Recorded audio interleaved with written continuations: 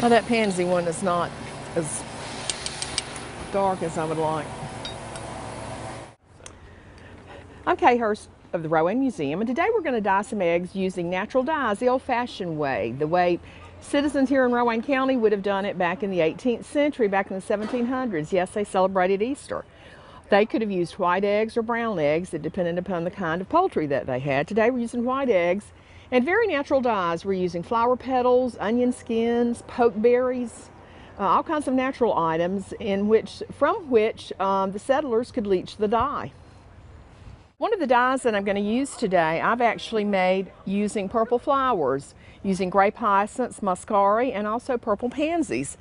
And I place them in a jar with boiling water and have leached the dye out of them. Pour the leached water, all it is water, from the petals.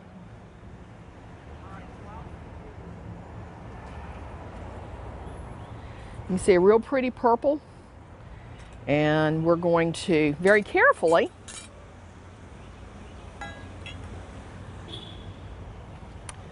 place the egg down in the jar. You can sort of see the color there. It doesn't happen within just a few minutes. We have to leave it in there in order for the egg to be dyed. This is not an exact science. Sometimes the color comes out very true to the color of the flower, and sometimes it changes. Now, a very easy dye to make, and one that was very colorful, is made from onion skins. The settlers grew lots of root crops. They grew beets and onions, and we're going to use both of those vegetables today to dye Easter eggs. And it makes a beautiful golden color.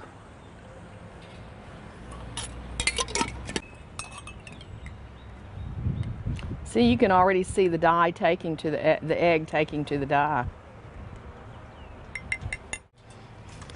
Now, one of my very favorite colors are the beets and the pokeberries. Now, pokeberries, you might be thinking, poke salad? Yes, indeed.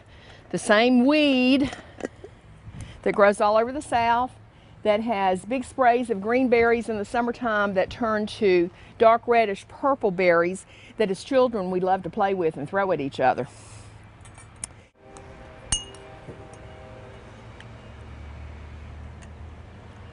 See the color on there, sort of.